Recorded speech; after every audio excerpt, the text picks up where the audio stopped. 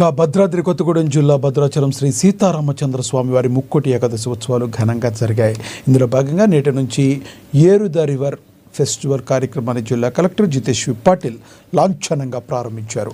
ఈ 3 రోజుల పాటు భద్రాచలం వచ్చే భక్తుల కోసం ప్రత్యేక ఏర్పాట్లు చేశారు.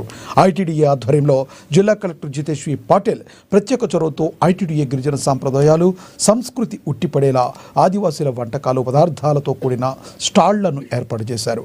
ఆసక్తి కలిగిన వారు ప్యాకేజీతో అడవి అందాలను, గోదావరి హొయలు, నైట్ క్యాంప్ ఫైర్ హ్యాట్స్లో బస చేసే విధంగా ప్రత్యేక ఏర్పాట్లు చేస్తున్నారు.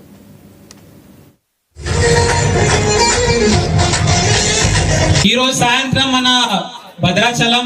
మన భద్రాద్రి కొత్తగూడెం జిల్లాలో ఉన్న యువత, స్టూడెంట్స్ అందరూ మన జిల్లా మీద, మన భద్రాచలం మీద, మన సాంప్రదాయం సంస్కృతి మీద ప్రేమ ఉన్న అందరూ ఇక్కడ వచ్చి వాళ్ళు స్ఫూర్తి, వాళ్ళ ఉత్సాహం ఇక్కడ డాన్స్ ద్వారా చూపించాలని జమ అయినారు. వాళ్ళకి అప్రిషియేట్ చేసేయడానికి వచ్చిన భద్రాచలం మరియు అన్ని చోట్ల నుంచి వచ్చిన జనాలందరికీ చాలా ధన్యవాదాలు.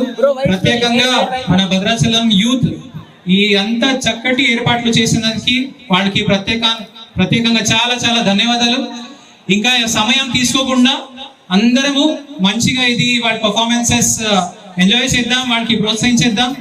ఇది అయినాక మనకి గోదావరి హారతి కూడా ఉంటది. అది అందరూ